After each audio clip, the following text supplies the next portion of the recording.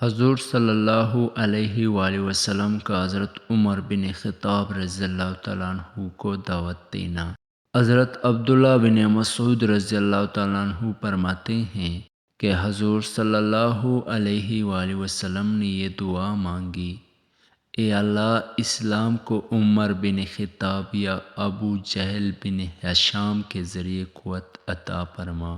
چنانچہ اللہ تعالیٰ نے آپ کی دعا حضرت عمر بن خطاب کے حق میں قبول فرما لی، اور اللہ تعالیٰ نے ان کو اسلام کی بنیادوں کے مضبوط ہونے کا اور بت پرستی کی عمارت کی گر جانے کا ذریعہ بنایا۔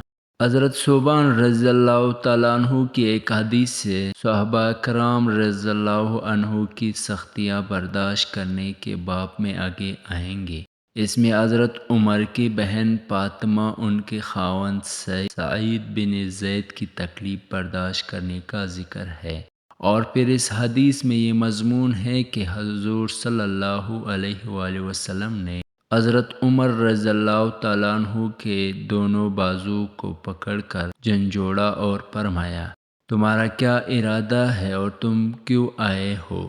حضرت عمر رضی اللہ تعالیٰ عنہ نے کہا کہ آپ جس چیز کی دعوت دے رہے ہیں وہ میرے سامنے پیش فرمائیں۔ آپ صلی اللہ علیہ وسلم نے فرمایا کہ اس بات کی گواہی دو کہ اللہ کے سوا کوئی معبود نہیں، وہ اکیلا ہے، اس کا کوئی شریک نہیں، محمد صلی اللہ علیہ وسلم اس کے بندے اور رسول ہے۔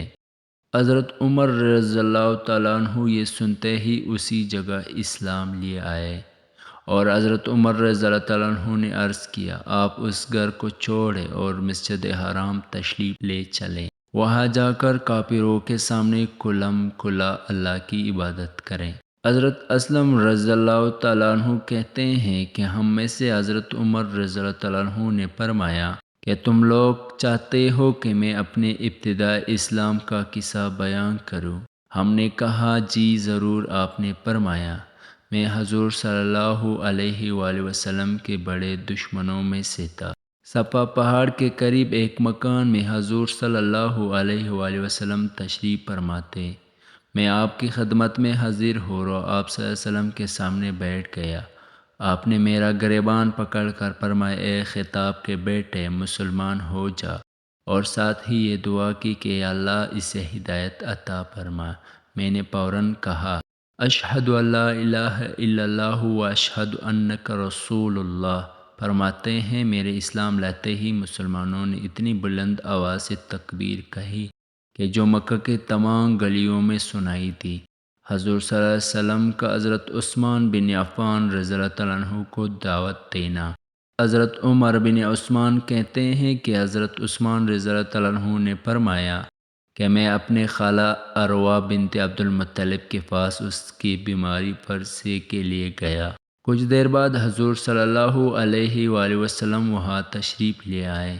میں آپ کو غور سے دیکھنے لگا اور آپ کی نبوت کا تھوڑا بہت تذکرہ ان دنوں ہو چکا تھا۔ آپ نے میری طرف متوجہ ہو کر فرمایا: اے عثمان، تمہیں کیا ہوا؟ مجھے غور سے دیکھ رہے ہو؟ میں نے کہا: میں اس بات پر حیران ہوں کہ آپ کا ہمارے میں بڑا مرتبہ ہے، اور پھر آپ کے بارے میں ایسی باتیں کہی جا رہی ہے جس پر آپ نے فرمایا: لا الہ اللہ گواہ ہے، لا الہ اللہ گواہ ہے کہ میں یہ سن کر کانپ گیا۔